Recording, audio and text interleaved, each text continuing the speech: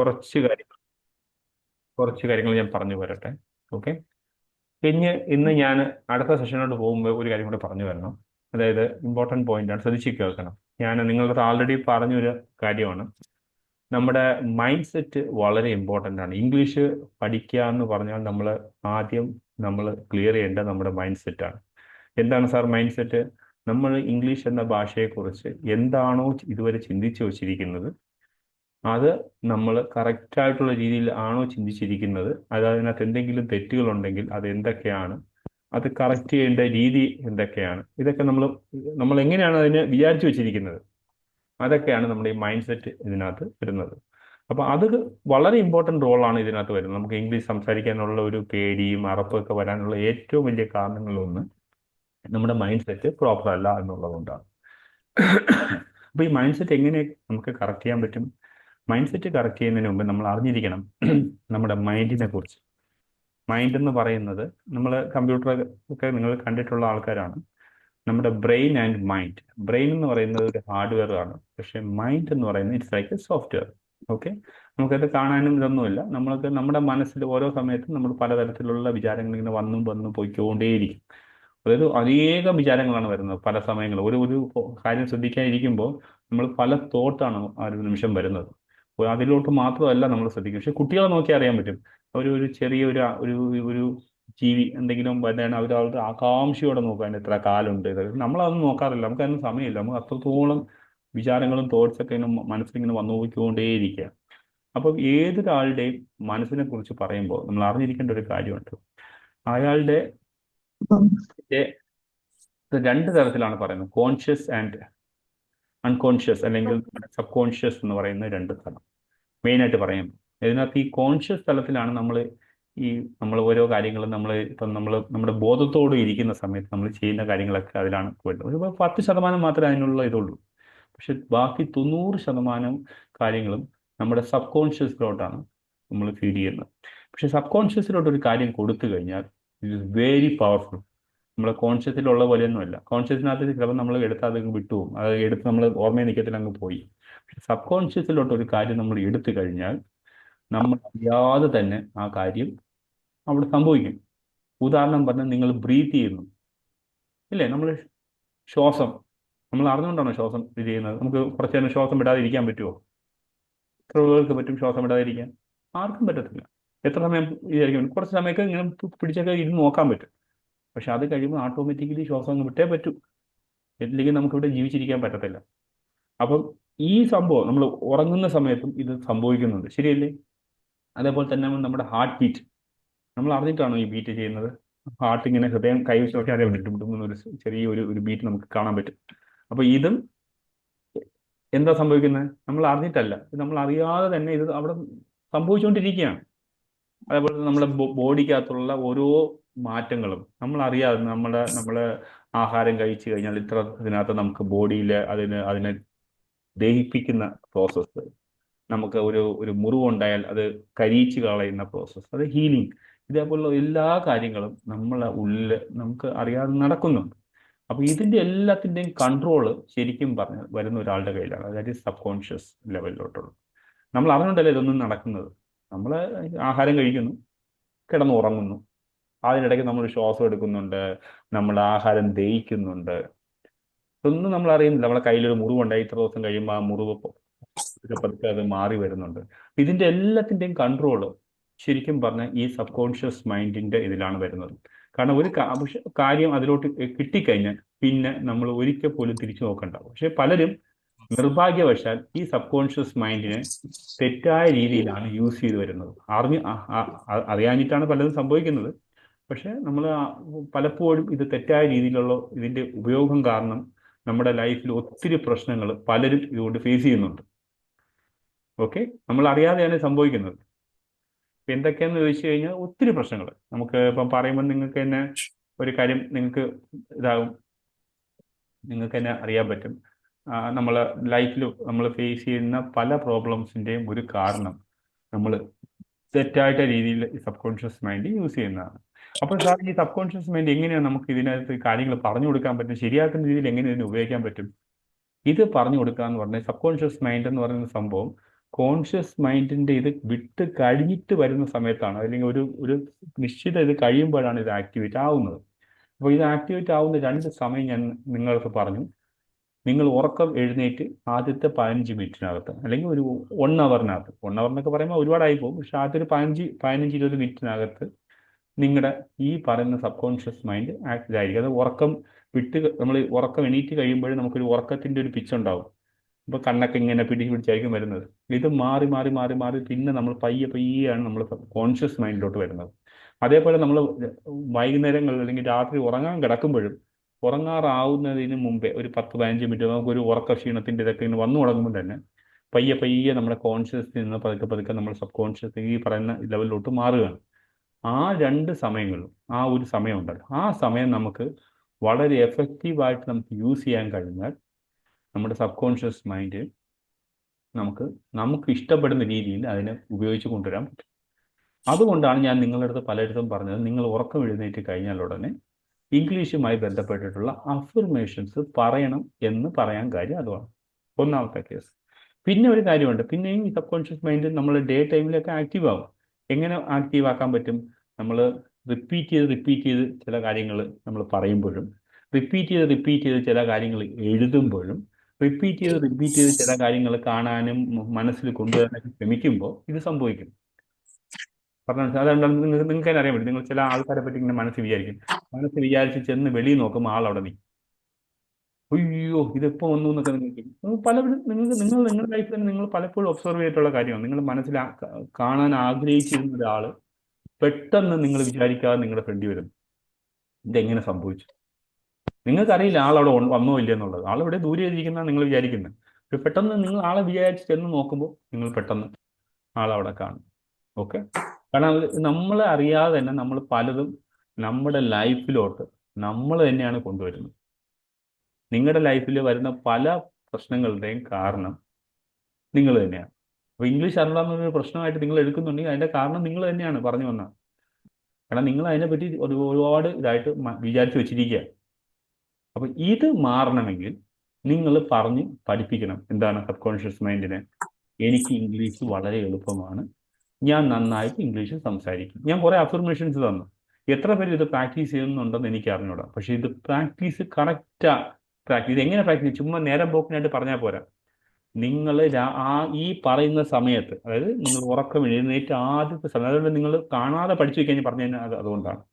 ചിലപ്പോൾ ഇതൊന്നും കുറെ വാക്കുകളൊന്നും വന്നില്ല, എനിക്ക് ഓർമ്മ വന്നില്ല, എനിക്കത് ഇംഗ്ലീഷിൽ പറയണോ? വേണ്ട, മലയാളത്തിൽ പറഞ്ഞാൽ മതി. കാരണം സബ് കോൺഷ്യസ് മൈൻഡിന് ഇംഗ്ലീഷ് എന്നോ മലയാളമൊന്നോ ഒന്നുമില്ല. സബ് കോൺഷ്യസ് മൈൻഡിനകത്ത് നമ്മൾ നിർദ്ദേശം കൊടുക്കുക എന്നുള്ളതേ ഉള്ളൂ. അവൻ അതിനെ എടുക്കുന്നത് അവന് ആ രീതിയിലുള്ള ഇതിൽ അതിൻ്റെ ഒരു ഇതിലാണ് എടുക്കുന്നത്. അല്ല നമ്മൾ കൊടുക്കുന്ന ഇംഗ്ലീഷിലാണോ ഹിന്ദി പറഞ്ഞാൽ എടുക്കുള്ളൂ, അങ്ങനെയൊന്നുമില്ല. നിങ്ങൾ പറയുന്ന കാര്യം എങ്ങനെയാണോ അതിലോട്ട് ഫീഡ് ആവുന്നത് അതനുസരിച്ചുള്ള റിസൾട്ടാണ് പിന്നെ വരുന്നത്. നമ്മൾ പോലും അറിയത്തില്ല പലതും. നമ്മൾ അറിയാതെ തന്നെ വാക്കുകൾ, കാരണം നിങ്ങൾ ഒരു ഉദാഹരണം പറഞ്ഞാൽ, നിങ്ങൾ ആദ്യമായിട്ട് സൈക്കിൾ ഓടിക്കാൻ പോകും. നമുക്ക് ആദ്യം പോകുമ്പോൾ ഭയങ്കര പേടിയായിരിക്കും. പിന്നെ ഒൺസ് പഠിച്ചു കഴിഞ്ഞാൽ നമ്മൾ അറിയാതെ തന്നെ സൈക്കിളൊക്കെ അങ്ങ് ചവിട്ടി അങ്ങ് പോകും. നമ്മൾ തന്നെ വിചാരിക്കും എങ്ങനെ ഞാൻ ചവിട്ടുന്നത്, എനിക്കിതുവരെ അറിഞ്ഞൂടായിരുന്നല്ലോ. ഒരിക്കൽ ചവിട്ടിയതേ ഉള്ളൂ. വർഷങ്ങൾ കഴിഞ്ഞ് സൈക്കിൾ കിട്ടിയാൽ ഒന്ന് കയറി ചെയ്യുന്ന ഒന്ന് കാലൊക്കെ ഒന്ന് വെച്ച് നോക്കുമ്പോൾ നമ്മൾ അറിയാതെ അങ്ങ് ചവിട്ടി പോകും. നീന്തലും അതുപോലെ തന്നെയാണ്. പല സ്കിൽസ് നമ്മൾ ഇന്ന് ചെയ്യുന്ന പല കാര്യങ്ങളും നമ്മൾ ഒരു തവണ പഠിച്ച് വിട്ട കാര്യങ്ങളാണ്, പക്ഷെ രണ്ടാമത് എടുക്കുമ്പോൾ നമ്മൾ അറിയാതെ നമ്മുടെ ഓർമ്മയിൽ അത് വരികയാണ്. ചില കാര്യങ്ങളൊക്കെ ഇതുപോലും കുറച്ച് കാര്യങ്ങളൊക്കെ അവിടെ മിസ്സിങ് ആവുന്നുണ്ട്. പക്ഷെ എന്നിരുന്നാലും ഭൂരിഭാഗം കാര്യങ്ങളും അതുപോലെ തന്നെയാണ്. അപ്പോൾ ഇംഗ്ലീഷ് പഠിക്കുമ്പോഴും നമ്മൾ ഈ സബ് കോൺഷ്യസ് മൈൻഡിന്റെ പ്രയോഗം, അല്ലെങ്കിൽ ഇതിനെ മാക്സിമം ഉപയോഗിക്കാനായിട്ട് നമ്മൾ പരിശീലിച്ചിരിക്കണം. അതുകൊണ്ടാണ് ഞാൻ നിർബന്ധമായിട്ടും നിങ്ങളുടെ അടുത്ത് ഈ പറയുന്ന അഫിർമേഷൻസ് ഈ പറയുന്ന രണ്ട് സമയങ്ങളിൽ എത്രത്തോളം എഫക്റ്റീവായിട്ട്, ചുമ്മാ ബ്ലൈൻഡ്ലി പറയരുത്. രണ്ട് കൈ നെഞ്ചോട് ചേർത്ത് വെച്ചിട്ട് നമ്മൾ പറയുക, I am very good at English. My English is really powerful. People understand that very well and I am really proud of my English language. നിങ്ങൾക്ക് മനസ്സിലാവുന്ന രീതിയിൽ. അപ്പോൾ ഇത്രത്തോളം ഇതായിട്ട് നിങ്ങൾക്ക് വരത്തില്ല. ഇംഗ്ലീഷും പറയാൻ പാടാണ്. എൻ്റെ ഇംഗ്ലീഷ് വളരെ മനോഹരമാണ്, എല്ലാവരും ഇത് നന്നായിട്ട് മനസ്സിലാക്കുന്നുണ്ട്, ഇത് കേട്ടിട്ട് ഒരുപാട് പേര് അതിനെക്കുറിച്ച് നല്ല അഭിപ്രായം പറയുന്നു. ഞാൻ നന്നായിട്ട് ഇംഗ്ലീഷ് സംസാരിക്കുന്നുണ്ട്. ഇതുപോലെ നിങ്ങൾക്ക് റിപ്പീറ്റ് ചെയ്ത് പറഞ്ഞ് ഹലോ, മ്യൂട്ടിൽ വരൂ. ഓക്കെ, അപ്പം ഇത് നിങ്ങൾ പ്രാക്ടീസ് ചെയ്യണം നിർബന്ധമായിട്ട്. ഇതൊരു ആക്ഷൻ പ്ലാനായിട്ട് ഞാൻ തന്നു കഴിഞ്ഞതാണ്. അന്ന് ഞാൻ അതിനെക്കുറിച്ച് പറഞ്ഞില്ല. ഇതിൻ്റെ പവർ എത്രത്തോളം ഉണ്ട് എനിക്ക് തോന്നുന്നത് അത് നിങ്ങൾ ഇനി മനസ്സിലാക്കണം. എത്രത്തോളം നമ്മൾ ഇങ്ങനെയുള്ള കാര്യങ്ങൾ നമ്മുടെ ഇതിനകത്ത് നമുക്ക് എഫക്റ്റീവായിട്ട് വരും എന്നുള്ളത് നിങ്ങൾ പോലും അറിയത്തില്ല. നിങ്ങൾ പിന്നെ പിന്നെ ഇംഗ്ലീഷ് അങ്ങ് സംസാരിച്ചു വിടണം. സാർ ഇതെങ്ങനെ വന്നു, ഇതെങ്ങനെ സംഭവിച്ചു, ഇത്ര ദിവസം വരെ എനിക്ക് പറ്റിയില്ല സാർ, ഇത് പെട്ടെന്ന് എന്താ ഇവിടെ മാജിക് ഉണ്ടെന്ന്. ഒരു മാജിക്കും ഇല്ല. നിങ്ങളുടെ മനസ്സിനെ നിങ്ങൾ പറഞ്ഞ് പഠിപ്പിച്ചു. എന്താണ്, എൻ്റെ ഇംഗ്ലീഷ് ഏറ്റവും മികച്ചതാണ്. നിങ്ങൾ ഒന്ന് മനസ്സിനെ പറഞ്ഞ് പഠിപ്പിച്ചു കഴിയുമ്പോൾ നിങ്ങൾ പറയുന്ന ആൾക്കാർ, നിങ്ങളുടെ ഇത് കേൾക്കുന്ന ആൾക്കാർക്ക് ഇങ്ങോട്ട് വന്ന് പറയാൻ തുടങ്ങും. നിങ്ങൾ അറിയാതെ നിങ്ങൾ പറയും, oh very good, how smart, how well you are talking in English. ആ രീതിയിൽ നിങ്ങളുടെ അടുത്ത് ഇങ്ങോട്ട് വന്ന ആൾക്കാർ ഇങ്ങോട്ട് വന്നു. നിങ്ങൾ തന്നെ അതിശയപ്പെട്ടു, ഇതെന്താണ്, ഇന്നലെ വരെ എൻ്റെ ഇംഗ്ലീഷ് കേട്ടിട്ട് ചിരിച്ചിരുന്ന ആൾക്കാർ പലരും ഇങ്ങോട്ട് വന്ന് ചോദിക്കുന്നു. ഇത് ശരിക്കും പറഞ്ഞാൽ നമുക്ക് ഇംഗ്ലീഷ് അറിയാൻ പാടില്ലാഞ്ഞിട്ടല്ല, നമ്മുടെ മനസ്സിനകത്ത് ഈ പറയുന്ന നമ്മൾ തെറ്റായി വിചാരിച്ചിരിക്കുന്ന പലതും ഫീഡായി കിടക്കുന്നുണ്ട്. അതുകൊണ്ടാണ്. ഓക്കെ, അപ്പോൾ ഇത് ഒന്നാമത്തെ, ഇത് നിർബന്ധമായി അറിഞ്ഞിരിക്കണം. പിന്നെ ഇവിടെ ഇതിനകത്ത് ചില ആളുകൾ അറിഞ്ഞിരിക്കണം, ഇതിനകത്ത് നോ എന്ന് പറയുന്ന സംഭവം ഇതിനകത്തില്ല. അതായത് എന്നെ കൊണ്ട് പറ്റൂല എന്നല്ല. അതായത് നോ എന്നുള്ള നെഗറ്റീവ് എന്നുള്ള സംഭവം ഇതിന് ശരിക്കും പറഞ്ഞാൽ തിരിച്ചറിയാൻ പറ്റത്തില്ല. അപ്പം ഞാൻ ഇന്നലെ വരെ സംസാരിച്ചിരുന്നു, അപ്പം നെഗറ്റീവ് എന്നുള്ള സെൻസ് വരുന്ന നോ ചേർത്ത് അങ്ങനെ നെഗറ്റീവ് ഫോംസിൽ ഇവിടെ പറയാൻ നിങ്ങൾ ശ്രമിക്കേണ്ട. അതായത് എൻ്റെ മനസ്സിൽ വിഷമങ്ങളൊന്നുമില്ല. വിഷമം എന്ന് പറയുമ്പോൾ ഒരു നെഗറ്റീവ് സെൻസാണ്, മനസ്സിലായില്ലേ? അപ്പം പക്ഷെ അവൻ അത് എടുക്കുന്നത് ഇപ്പം നമ്മൾ വിചാരിക്കുന്ന പോലെ ഒന്നും ആയിരിക്കത്തില്ല. അപ്പം നമ്മൾ പറയേണ്ട കാര്യം ആ ഒരു സെൻസ് തന്നെ പറയാൻ ശ്രമിക്കുക. നമ്മൾ അതിനകത്ത് വിഷമങ്ങളും, കാരണം നമ്മുടെ ഭാവങ്ങളൊക്കെ അതിനകത്ത് ഇമ്പോർട്ടൻസ് ആണ്. നമ്മൾ വിഷമിച്ചാണ് പറയുന്നത്, കരഞ്ഞോണ്ട് പലരും പറയും, കാരണം ഞാൻ ഇതൊക്കെ മനസ്സിൽ വിചാരിച്ചിട്ടൊന്നും നടക്കുന്നില്ല. പക്ഷെ ആ സമയത്ത് നമ്മൾ എങ്ങനെയാണ് അത് പറഞ്ഞത്, നമ്മുടെ നമ്മുടെ ഇമോഷൻസ് അല്ലെങ്കിൽ നമ്മുടെ വിചാര രീതികൾ എങ്ങനെയായിരുന്നു, നമ്മൾ എന്ത് ഫീൽ ചെയ്തിട്ടാണ് അത് പറഞ്ഞത്, ഇതെല്ലാം അവിടെ ഇമ്പാക്റ്റ് വരും. നമ്മൾ വെറുതെ വാക്കുകൾ, കാരണം ഇതിന് വാക്കുകളെക്കാളും കൂടുതൽ നമ്മുടെ ചിന്തകളും നമ്മളെ ഫീലിങ്സിനാണ് ഇമ്പോർട്ടൻസ്. അപ്പോൾ പറയുമ്പോൾ ആ ഒരു ഫീലിംഗിൽ പറയണം. ഇംഗ്ലീഷ് നന്നായിട്ട് സംസാരിച്ച് നിങ്ങളുടെ ഫ്രണ്ടിലിരിക്കുന്ന ആൾക്കാർ നിങ്ങളെ നോക്കി ക്ലാപ്പ് ചെയ്ത് വരുന്ന ഒരു എഫക്റ്റ് ഉണ്ടല്ലോ, അത് നിങ്ങളുടെ മനസ്സിൽ തട്ടുന്ന ഒരു ഫീലുണ്ട്. ആ ഫീലിൽ ഇത് പറയുമ്പോൾ ഇതിൻ്റെ ശക്തി 10 മടങ്ങ് വർദ്ധിക്കുകയാണ്. ഇത് ക്രമേണ ക്രമേണ നിങ്ങൾ ഇപ്പം നിങ്ങൾക്ക് തന്നെ മനസ്സിലായി തുടങ്ങും. നിങ്ങളിത് ഈ രീതിയിലാണ് ഇത് പ്രാക്ടീസ് ചെയ്യുന്നതെങ്കിൽ. അതേപോലെ ഒരു ദിവസം പലതവണ, അതുകൊണ്ടാണ് ഞാൻ നിങ്ങൾ ഈ ഇൻട്രൊഡക്ഷൻ, എത്ര പേര് ഇൻട്രൊഡക്ഷൻ റിപ്പീറ്റ് ചെയ്ത് പ്രാക്ടീസ് ചെയ്യുന്നുണ്ട്? ഞാൻ ആദ്യത്തെ ദിവസം പറഞ്ഞു, നിങ്ങളുടെ സെൽഫ് ഇൻട്രൊഡക്ഷൻ നിങ്ങൾ പ്രാക്ടീസ് ചെയ്യണം. നിങ്ങൾ എത്രത്തോളം മെച്ചപ്പെടുത്താൻ പറ്റുമോ ഓരോ ദിവസം കഴിയുമ്പോഴും നിങ്ങൾ അത് പ്രാക്ടീസ് ചെയ്യണം. തെറ്റിക്കോട്ടെ, എല്ലാ ദിവസവും റെക്കോർഡ് ചെയ്ത് വയ്ക്കുക. ഡേ 1 ഡേ 2 എന്ന് പറഞ്ഞ് റെക്കോർഡ് ചെയ്ത് സൂക്ഷിച്ച് വയ്ക്കുക. ആ റെക്കോർഡിങ്സ് സൂക്ഷിച്ച് വയ്ക്കുക. എന്നിട്ട് നിങ്ങൾ അവസാനം നോക്കണം നിങ്ങൾ എങ്ങനെ എങ്ങനെ മാറി മാറി വരുന്നു എന്നുള്ളത്. അപ്പം അതും നിങ്ങൾ ചെയ്യണം. നിങ്ങളുടെ ഫ്രണ്ടിനെ കുറിച്ചുള്ള ഒരു ഇൻട്രൊഡക്ഷൻ പറഞ്ഞു. എന്താണ് self introduction of your friend, നിങ്ങൾ കൊടുക്കുന്ന നിങ്ങളുടെ ഫ്രണ്ടിനെ കുറിച്ച്, അതും നിങ്ങൾ പ്രാക്ടീസ് ചെയ്യുക. അപ്പോൾ ഇതേപോലുള്ള ഞാൻ ഒരുപാട് എക്സസൈസ് ആൾറെഡി ഞാൻ ഇപ്പം തന്നെ ഷെയർ ചെയ്ത് കഴിഞ്ഞു. ഓക്കെ, ഇനിയിപ്പോൾ ഞാൻ നമ്മുടെ ഗ്രൂപ്പിലോട്ട് വരുന്ന ആൾക്കാർക്ക് ഞാൻ വൊക്കാബുലറി ആയിട്ടുള്ള കാര്യങ്ങൾ, ഇതേപോലെ കാര്യങ്ങളെല്ലാം ഞാൻ ഇത് ചെയ്യും. ഞാൻ കണ്ടിന്യൂസ് ആയിട്ടുള്ള ദിവസങ്ങളിൽ ഒരുപാട് സമയം എനിക്ക് കിട്ടിയില്ലെങ്കിലും കിട്ടുന്ന സമയങ്ങൾ മാക്സിമം എഫക്റ്റീവായിട്ട് അതിനകത്ത് കൊണ്ടുപോകണം എന്നുള്ള രീതിയിലാണ് ഞാൻ ഉദ്ദേശിക്കുന്നത്. അപ്പോൾ തൽക്കാലം ഇത്രയേ ഉള്ളൂ അതിനകത്തുള്ളത്. ഇനി നമ്മുടെ കല്യാണ വീട്ടിലെ സ്റ്റോറിയിലോട്ട് പോവുകയാണ്, അടുത്തൊരാളെ പരിചയപ്പെടാൻ വേണ്ടി. അയാളെ പറ്റി ഒരുപാട് ഡീറ്റെയിൽ ആയിട്ടൊന്നും ഞാൻ പോയില്ല, ആദ്യത്തെ കുറച്ച് കാര്യങ്ങൾ പറഞ്ഞിട്ട് നമുക്ക് പോവാം. അപ്പം നമ്മൾ കല്യാണ വീട്ടിൽ പോയി അവിടെ വെച്ച് നമ്മൾ വിദേശത്തു നിന്ന് വന്ന ഒരു ഫാമിലിയെ പരിചയപ്പെടുകയാണ്. ഫാമിലിയുടെ ഇതായിട്ട് പറയുന്നത്, ആദ്യത്തെ ആൾ പരിചയപ്പെട്ടത് പ്രസന്റ് ടെൻസ് എന്നുള്ളതാണ്. ടെൻസ് എന്ന് പറയുന്നത് പുള്ളിയുടെ ഫാദറിന്റെ പേരാണ്. പുള്ളിയുടെ പേര് പ്രസന്റ്. പുള്ളിക്ക് 4 മക്കളാണ്. അതിൽ ആദ്യത്തെ മോനെ നമ്മൾ ആൾറെഡി പരിചയപ്പെട്ടു, സിമ്പിൾ പ്രസന്റ് ടെൻസ്. പേര് പോലെ തന്നെ ആൾ വളരെ സിമ്പിളാണ്. പക്ഷെ അയാളുടെ ആയിട്ട് നമ്മൾ ഉപയോഗിക്കേണ്ട കുറച്ച് റൂൾസ് ആൻഡ് ഇത് നമ്മൾ ആൾറെഡി രക്ഷിതാമ്മ ഇവിടെ പറഞ്ഞു കഴിഞ്ഞു. നമ്മളത് ആൾറെഡി നിങ്ങൾ ഓരോരുത്തരും അത് പ്രയോഗിച്ചു കഴിഞ്ഞു. ഇപ്പം നിങ്ങൾക്ക് ഏതൊരു സിമ്പിൾ പ്രസന്റ് ടെൻസ് കണ്ടാലും പെട്ടെന്ന് തന്നെ നിങ്ങൾക്ക് അത് മനസ്സിലാവും. അതിനെ നിങ്ങൾക്ക് അതിൻ്റെ എസ് ഓർ നോ ഫോംസിലോട്ടൊക്കെ മാറ്റാൻ എങ്ങനെയാണെന്ന് നിങ്ങൾക്ക് നല്ല വ്യക്തമായി കഴിഞ്ഞിരിക്കുന്നു. നിങ്ങൾ അതിൻ്റെ WH ഫോംസിലോട്ട് മാറ്റുന്നത് എങ്ങനെയാണെന്ന് നിങ്ങൾക്ക് മനസ്സിലായി കഴിഞ്ഞു. ഇനി അതിൻ്റെ നെഗറ്റീവ് ഫോംസ് എങ്ങനെ കൊടുക്കാം എന്നിങ്ങനെയുള്ള കാര്യങ്ങളെല്ലാം നിങ്ങൾക്ക് ആൾറെഡി മനസ്സിലായി കഴിഞ്ഞു. ഓക്കെ, അപ്പോൾ ഇനി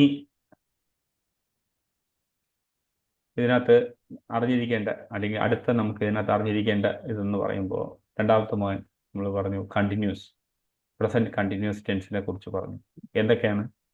അതും വളരെ സിമ്പിളാണ്. അതിനകത്ത് ഒരു ing ഫോം വരും, പിന്നെ അതിനകത്ത് ഓക്സിലറി വെർബ്. മറ്റേ മോനെ പോലെ ഇത് രഹസ്യമാക്കി വയ്ക്കുന്ന പരിപാടിയില്ല, അതുകൊണ്ട് തന്നെ വളരെ എളുപ്പമാണ്. നമ്മൾ ആ ഒരു ഫോർമുല നിങ്ങൾക്ക് മനസ്സിലായിട്ടുണ്ടെങ്കിൽ ഇത് വളരെ എളുപ്പമാണ്. നിങ്ങൾക്ക് സിമ്പിൾ പ്രസന്റ് ടെൻസ് മനസ്സിലായി കഴിഞ്ഞാൽ അതിനേക്കാളും 10 മടങ്ങ് എളുപ്പമാണ് പ്രസന്റ് കണ്ടിന്യൂസ് ടെൻസ്. അപ്പോൾ ഇനി അങ്ങോട്ട് പോകുന്ന ഓരോ ടെൻസിലോട്ട് പോകുമ്പോഴും ഇതേപോലുള്ള കാര്യങ്ങൾ ഇങ്ങനെ വരും. ഇതെല്ലാം ഈസി ആയിക്കൊണ്ടേയിരിക്കും.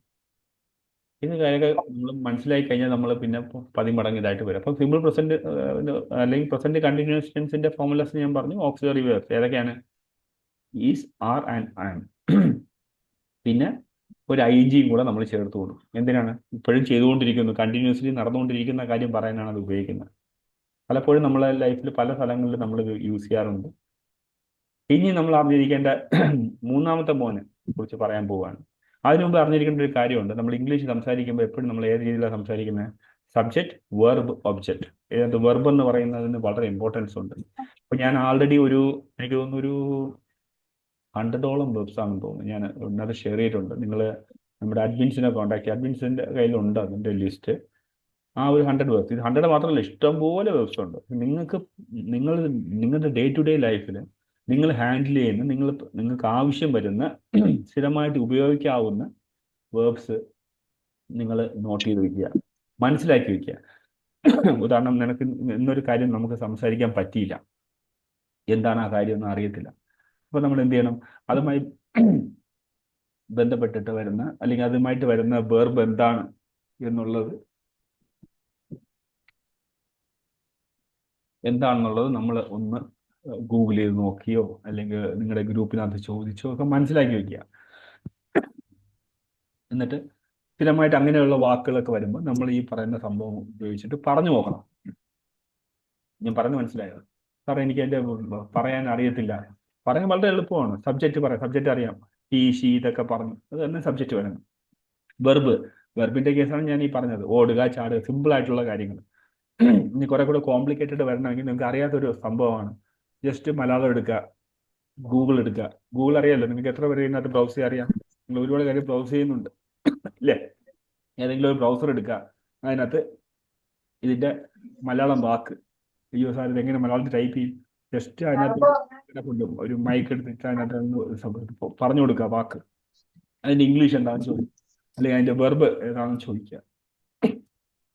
ഓടുക വെർബ്, അതാണ് കറക്റ്റ് ആയിട്ട്. ജമ്പ്, അതേപോലെ നമുക്ക് അറിയാത്തൊരു സംഭവം അങ്ങനെ ചെയ്യാം. നിങ്ങളുടെ എല്ലാവരുടെയും മൊബൈലിനകത്ത് ബ്രൗസർ ഉണ്ട്. ഈ ബ്രൗസർ ഉപയോഗിച്ചിട്ട് നിങ്ങളുടെ വെർബ്സ് നിങ്ങൾക്ക് ഫൈൻഡ് ഔട്ട് ചെയ്യാം.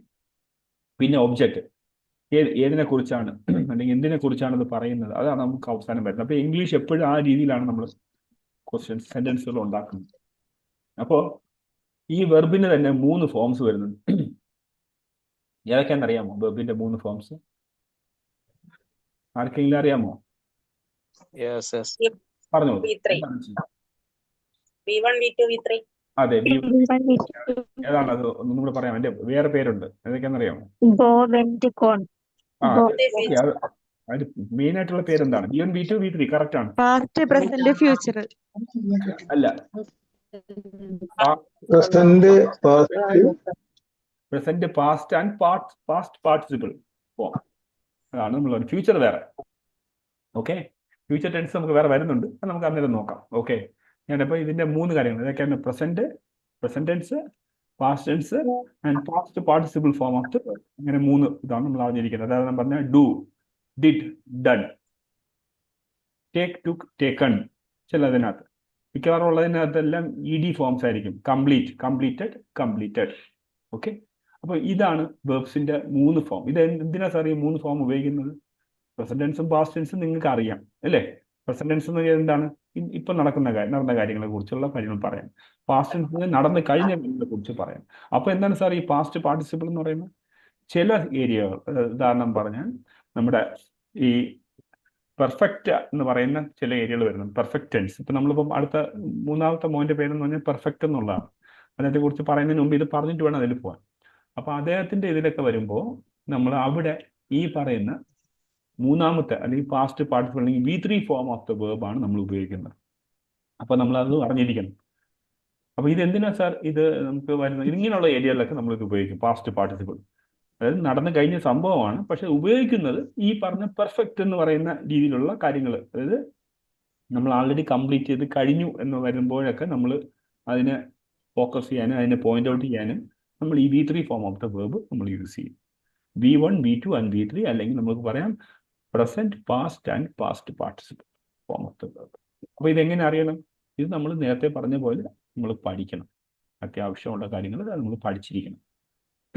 ചിലതിന് മിക്കവാറും ഉള്ളതൊക്കെ എളുപ്പമാണ്.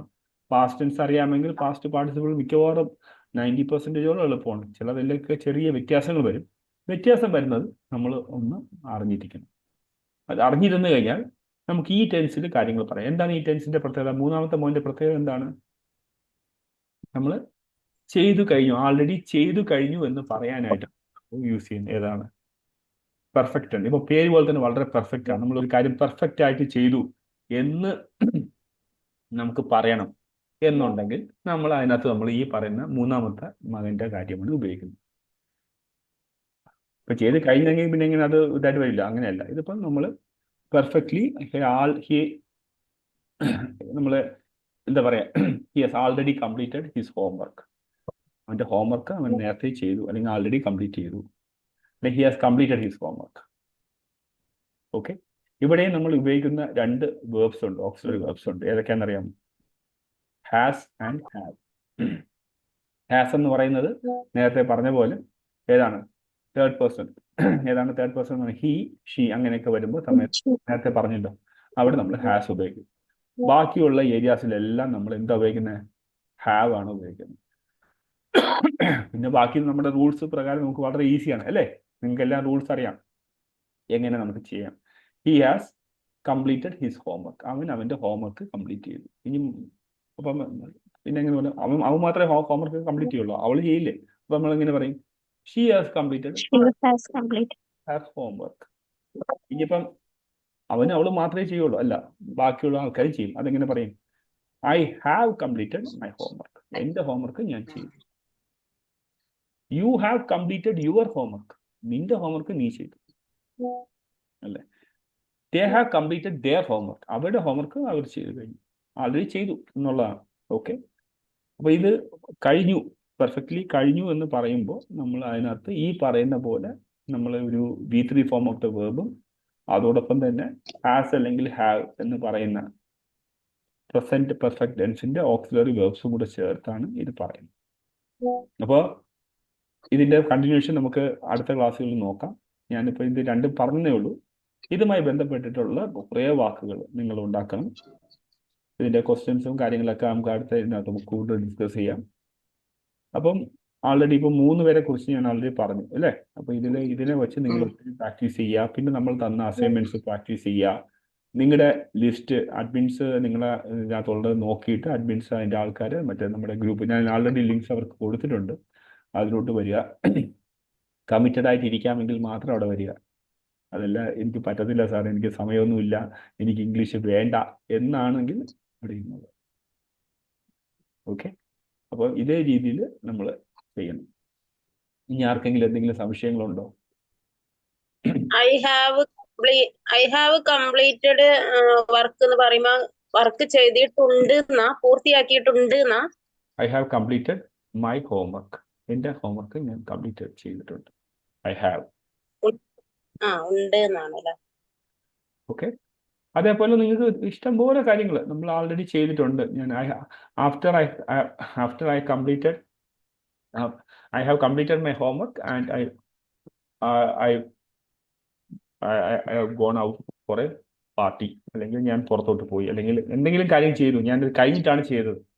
അല്ലെങ്കിൽ after that I have gone outside, അല്ലെങ്കിൽ എന്തെങ്കിലും കാര്യം ചെയ്യാനായിട്ട് പുറത്ത് പോയി എന്നൊക്കെ നമ്മൾ പറയുമ്പോൾ നമ്മൾ ജസ്റ്റ് ഇത് പറയുന്നതാണ്. അതായത് പെർഫെക്റ്റ്ലി ഇറ്റ്സ് ഡൺ, ഒരു കാര്യം പെർഫെക്റ്റ്ലി കംപ്ലീറ്റ് ചെയ്തു എന്നുള്ള രീതിയിൽ നമ്മൾ പറഞ്ഞ് എടുക്കുന്നതിനാണ്. അതാണ് ആ വാക്ക് തന്നെ ഓർത്തിക്കാൻ എളുപ്പമാണ്. പെർഫെക്റ്റ്. ഓക്കെ. പിന്നെ നമുക്ക് വേറെ കേസ് വരുന്നുണ്ട്. പക്ഷെ നിങ്ങൾ ഇത് അറിഞ്ഞിരിക്കുക. ഈ ഒരു കേസ് നിങ്ങൾ മനസ്സിൽ അറിഞ്ഞിരിക്കുക. ഈ മകന്റെ മെയിൻ ആയിട്ടുള്ള ഒരു ടാസ്ക് എന്ന് പറഞ്ഞാൽ ഇതാണ്. പിന്നെ നമുക്ക് ക്വസ്റ്റ്യൻസ് ഒക്കെ ഇത് വെച്ച് തന്നെ ഫ്രെയിം ഔട്ട് ചെയ്യാം. നിങ്ങളൊക്കെ ഒന്ന് ട്രൈ ഔട്ട് ചെയ്ത് നോക്കുക എന്തൊക്കെയാണെന്നുള്ളത്. ഓക്കെ. അപ്പൊ ഇതുവരെ പറഞ്ഞ കാര്യങ്ങളിൽ ആർക്കെങ്കിലും വേറെ എന്തെങ്കിലും സംശയങ്ങളുണ്ടോ?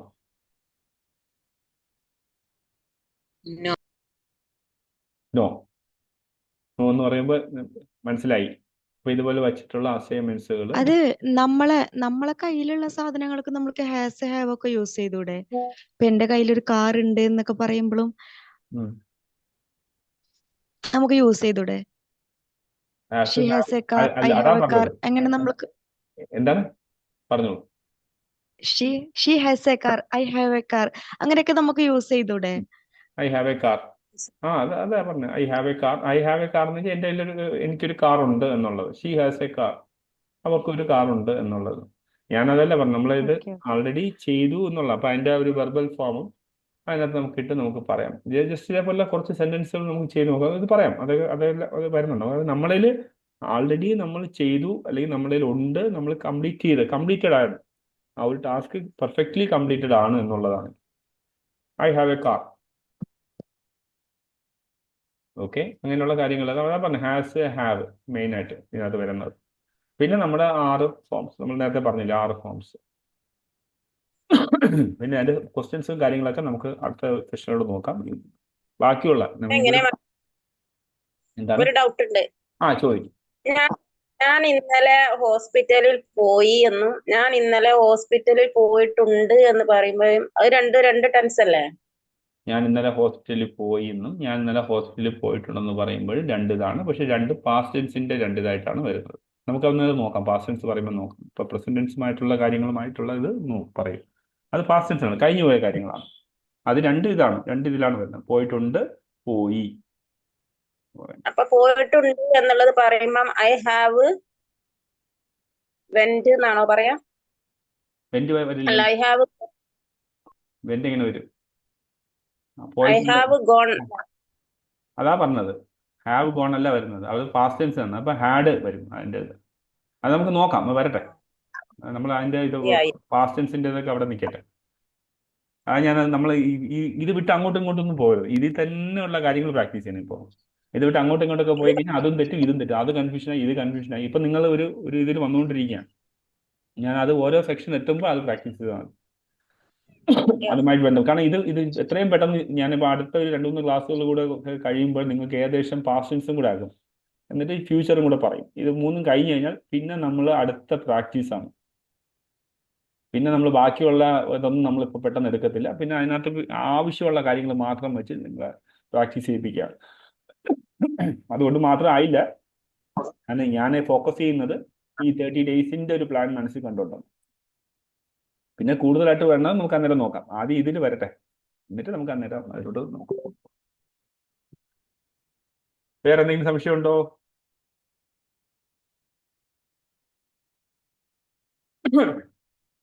Sharif sir, how are U?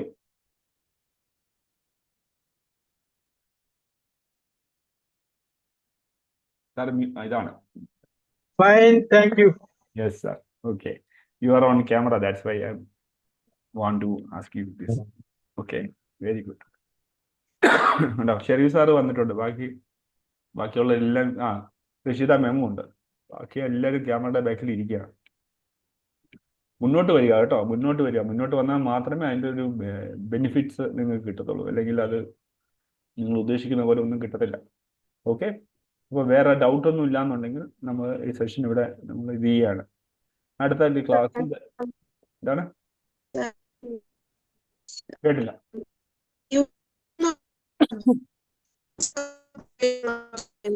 ഇല്ല മാം, വോയിസ് കേൾക്കാൻ പറ്റുന്നില്ല. ഹലോ. സബ്ജക്ട് യു ആകുമ്പോഴേ സെന്റൻസ് എഴുതുന്നത് you have completed your work എന്നാണോ? യു ഹാവ്, യെസ് ആണ്. യു വരുമ്പോൾ ഹാവ് ആണ് ഉപയോഗിക്കുന്നത്. അതെ, you have completed your work. നീ നിന്റെ വർക്ക് കംപ്ലീറ്റ് ചെയ്ത് കഴിഞ്ഞു എന്നുള്ളതാണ്. Okay. Okay. I also have a request to you Mhm. that